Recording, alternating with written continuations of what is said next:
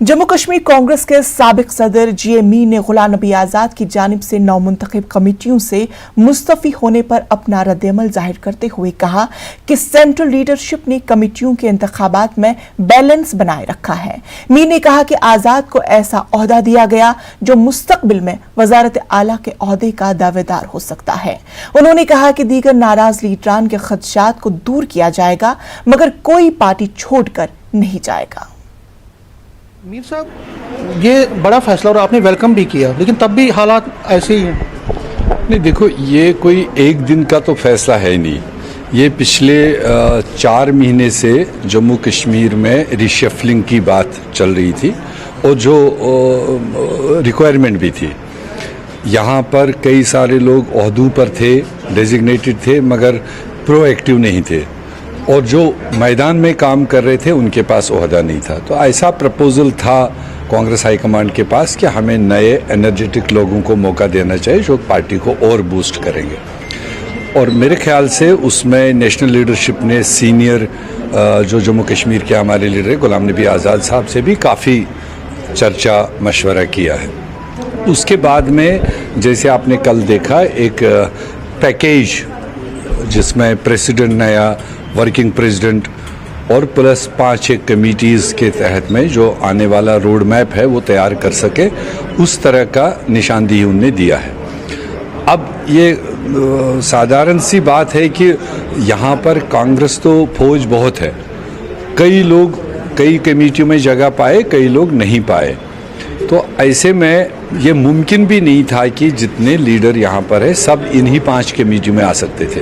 तो उसकी वजह से अगर कुछ लोगों ने थोड़ा अपने एतराज़ात दिखा दिए तो मुझे लगता है वो टाइमली होगा, उसमें कोई मतलब बहुत सीरियसली हमको नहीं समझना है।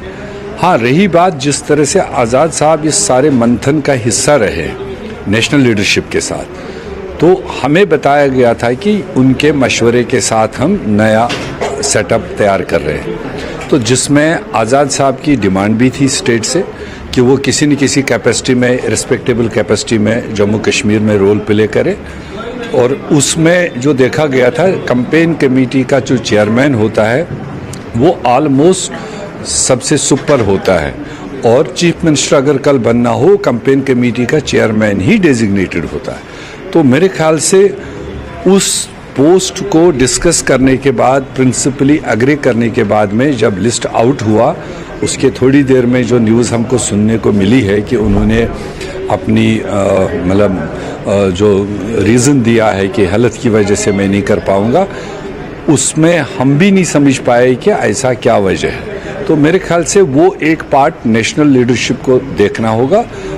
दोनों फैक्शंस के रिजिग्नेशंस का दौर चलता रहा। कई लोगों ने, जो अब्दुल रशीद डार थे सोपोर से, उन्होंने तो रिजाइन ही कर दिया कांग्रेस से। आपको लगता है कि ये चीज़ें संकेत अच्छा नहीं दे रही हैं आपकी पार्टी? नहीं, ये अभी जिस किसी साथी ने सोशल मीडिया में डाला, मैं समझता हूँ ये एक ऑफर है, मतलब अपना बात सुनवाने के लिए। बट ऐसा नहीं है कि इसमें से कोई भी संजीदा आदमी पार्टी छोड़ के जाएगा। ये सारे अपनी जगह सीनियर है। हाजी अब्दुल रशीद डार की बात आप लीजिए, उसका 40-42 साल का कैरियर है।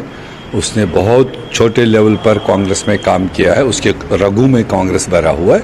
हाँ, इस फैसले में कहीं न कहीं उसकी कोई शिकायत होगी, कोई गिला होगा, वो मेरे ख्याल से पार्टी राइट टाइम पर उससे बात करेगी, मगर पार्टी से बाहर जाने का ऐसा कोई स्कोप नहीं होगा।